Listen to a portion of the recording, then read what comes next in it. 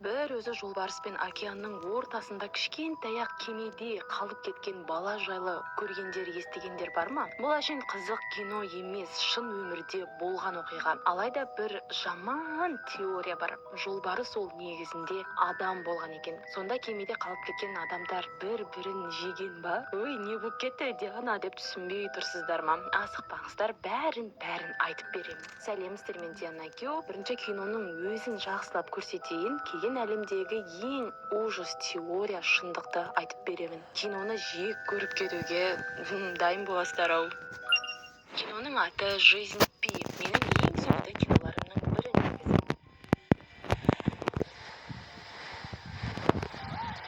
Бас рөлдегі еркектің аты Пи Патей. Кішкентай кезінен папасының зоопаркінде өскен. Өзі де зоопарктың ішінде туылған ба бірдеңе. Жігіттің атын бассейннің құрметіне қойған екен, өйткені оның нағашысы туылғаннан зор жүзуші болып деміш. Жүзіп көрмеген бассейні жоқ екен. Алайда арасынан ең қатты ұнағаны Париждегі Писин деген бассейн болыпты. Сол үшін де жиеннің атын Писин деп қойыпты. Өлә, нағашысы ғой, мейлі, басынан біреу тепкен, миы айнаған адам шығар. Бірақ мама папасы не ойлады, баласының атын Писин деп қоятын кезде? Ужас. Түсінбей жатқандар болса, орысша писать деген сөз ол кіші дәретке шығу дегенді білдіреді. Сол есім үшін баланың үстінен класстастары мазақтай беретін. Бизунам здесь не место!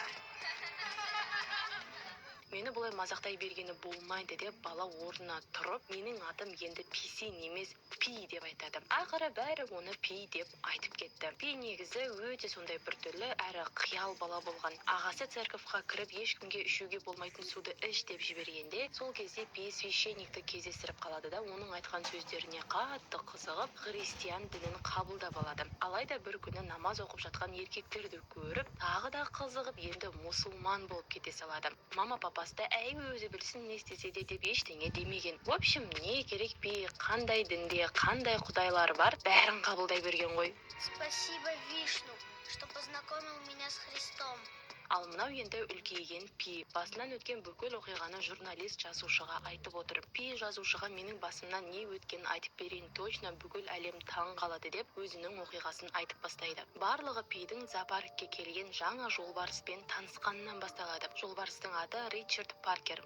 Неге ондай десеңіздер, документ толтырарда жолбарыс пен оны әкелген адамның аттарын байқамай ауыстырып алған екен. Солай оны бәрі Ричард Паркер деп атап кеткен. Пиге сол жолбарыс қатты ұнап қызыққан сонша папасы жоқ кезде өзі кіріп тамағын берейінші дейді. Қасындағы ағасы қорқып қашып кетеді, ал Пидің өзі қолына ет алып, қолын созып тұрғанда жолбарыс жайлап жақындап келе жатқанда, тура сол кезде папасы келіп қалып, тез баласын тартып алады да ұрсып береді. Сен құлады екенсің, ол біз сияқты адам емес, қолыңды жұлып алатын еді ғой, міне қара өзің деп темірге бір ешкіні байлап қояды. Ричард Паркер сразу оны аямай жеп қоя салады. Ал содан кейін Пи былайша айтқанда тұйық болып қалады. Арадан біраз жылдар өтті. Солай Ананди деген қызды жолықтырады. Мына Ананди емес, әрине. Екі жас енді жақсы сөйлесіп, араласып бастағанда папасы зоопаркты дальше жүргізуге ақшам жетпейді. Барлық жануарларды сатамыз, ал өзіміз көшеміз деп жаман хабарын айтады. Барлығын кемеге салып алып әкетіп бара жатыр. Негізі Пидің отбасы, мама папасы бәрі ет жемейтін вегетарианецтер. Ал кеменің асханасындағы мына еркек, естеріңізге сақтап қалыңыздар, осыны өте маңызды персонаж, оларға ет жесіңдер деп тұрып алады. Солай төбелесіп қырылып алады әйтеуір. Түнде бәрі ұйықтап жатыр. Пи сыртта болып жатқан қатты жаңбыр мен найзағайдың дауысынан оянып кетеді. Сыртқа шығып көрейінші десе, далада ужас болып жатыр ғой. Адамдар уже кішкентай кемелермен қашып жатыр екен. Өлә, мама папам қаны деп астына түссе, ол жақ уже полностью су басып жатыр екен. Ал жануарлардың бәрі уже шығып кеткен судың астында жүзіп жүр. Кеме жаймен судың астына батып жатыр. Пиге жилет кигізіп, оны да кішкентай кемеге отырғызып жібереді. Пи жоқ, мама папамсыз кетпеймін десе де, өзіміз көшеміз деп жаман хабарын айтады. Барлығын кемеге салып кетеді. Сыртқа шығып көбінесе су басып жатыр, отырғызып жібереді. Пи жоқ, мама папамсыз кетпеймін десе де, қасындағы адамдар қоймай жібермей қояды. Бір уақытта төбеден қатты қорқып тұрған зебра кемеге секіріп түскені сол еді. Пиден басқа барлық адамдар суға құлап түседі. Пи алыстан адамды көргендей болып, кел мында деп өзі де жақындап барса, ол адам емес, жолбарыс Ричард Паркер екен. Ричард Паркер? Нет! Нет! Сонда да жолбарыс кіріп алады ғой кемеге. Ал пи қорқып кемеден суға секіріп кетеді да қалай үлкен кеменің судың астына батып жатқанын көреді. Қайттан кемеге барады, алайда жолбарыстан қорқып, ұшын да осылай қысып ұстап алып қалып қояды. Таң атты, судың толқыны сәл басылды. Кемеден суды тазалап жатқанда бірден гиена шығады ғой астынан. Пиге атака жасап бастайды да, пи қорқып қашып кетеді. Алысқа қараса маймыл келе жатыр екен. Пи жүзіп оған көмектесіп кемеге отырғызып алады. Түн болғанда гиена тағы да шығып зебраны өлтіріп жеп қояды. Қай жануар қайсыны жеп жатқанына мұқият қарап отырыңыздар, ол өте маңызды. Гиена қоймайды ғой тегі, тағы да атака жасап жатқанда маймыл оның басынан салып қалады. Алайда төй бейшара, гиена маймылдың өзін жеп қояды. Пи, ешек, сен өлтірейін деп жатқанда кеменің астынан жолбарыс атылып шығып бұзық гиенаны жеп қояды. Пи өлі қашайын кемеден деп шығып кетеді. Тек тамақ жеп су ішетін кезде ғана әрең кемеге кіріп қайттан шығып кетіп жүрді. Жолбарыс ашулы, бақытқа орай банкалардағы тамақтар бар емес па, сондайлар өте көп екен. Қағаз тауып алып, оған жазып, банкаға салып, суға лақтырып жібереді. Біреу тауып алып, маған көмекке келсінші деп ше. Күндер өте береді. Пи де жаймен үйрене бастады. Жолбарыс та үйрене бастады. Ысқырып алып, жолбарысқа әрдеңе приказ беріп жүрді әйтеуір. Ой, өзім білем деді ма жолбарыс, пидің бетіне бүлдіріп, оны кемеден қуып жібереді. Оған су береді. Пи өзі кемедегі запас тамақтарды жеп, ал жолбарысқа балық аулап беріп жүрді. Әйтпесе қарны ашып мені жеп қояды деп ше. Бір күні Ричардтың өзі суға түсіп балық аулап, алайда қайттан ішке қарай кіре алмай қойды. Сөйтіп пидің өзі оған көмектесіп кіргізіп алады. Пи балық аулап берді, өзі қасына запас тамақтарды әкеп жинап алып жеп жүрді. Бір күні түнде судан кит шығып, қайттан кіргенінде бүкіл тамақтар суға түсіп кетсе бола ма? Бірақ бір әдемі болып тұр, я. Тамақсыз қалдық дегенде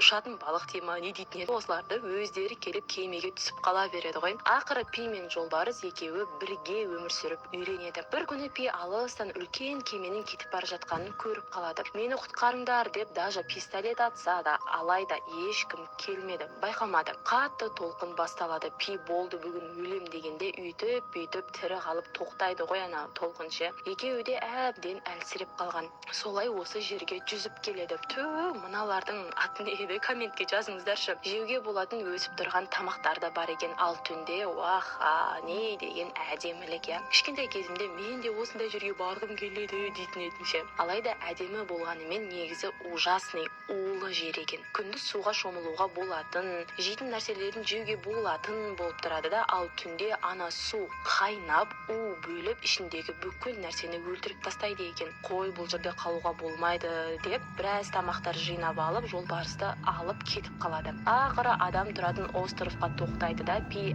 әлі жетпей құлайды. Ал жолбарыс болса пиге бір қарамай да кетіп қала салады. Соған пи жылап жатыр. Қалай маған қарамай тастап кетіп бара жатырсың? Екеуміз сонша нәрсені бастан өткірдік қой деп ше. Ал енді ужасный шындықты естуге дайын болыңыздар. Кемеде ешқандай да жануар болмаған. Тек адамдар ғана болған. Ет жегізбекші болған мына ишак еркек, мына жігіт, пидің мамасы және пидің өзі. Общий 4 адам. Пи бұл жерде жолбарыс болып тұр. Жас жігіт ол зебра. Ана ишак еркек болса гиена. Қарны ашқандықтан гиена жас жігітті бірінші болып жеп қояды. Жас жігіт ол зебра. Кейін пидің өзін жейін десе, мамасы оған қарсы шығып, мамасы ол маймыл. Алайда ана еркек пидің мамасын өлтіріп, суға лақтырып жібереді. Сен менің мамамды өлтірдің деп пи сол еркектің өзін, яғни гиенаны өлтіріп жеп қояды. И все.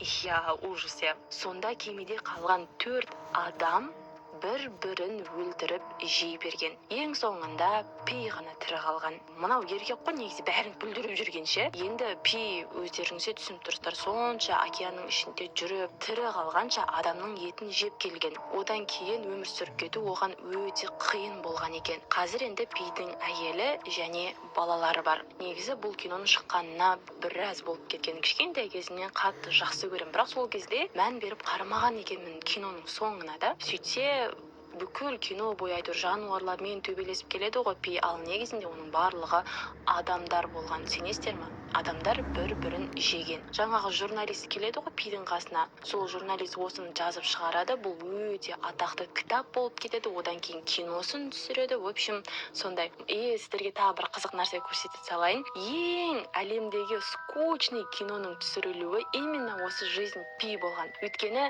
біздің бүкіл көріп жатқан океанымыз барлығы өтірік экранда, жай ғана бір-ақ актермен, осы бала актермен бассейнде түсірілген кино бұл. Бүкіл жаңағы жануарлар бар ма, барлығын сосын компьютермен, графикпен, монтажбен қоса салған. В общем, сондай. Видео сіздерге ұнады деген үміттемін. Лайк басайық, комментарий жазайық және каналға тіркелейік. Ал сіздермен болған Диана Кю. Келесі қызықты роликтерде кездескенше.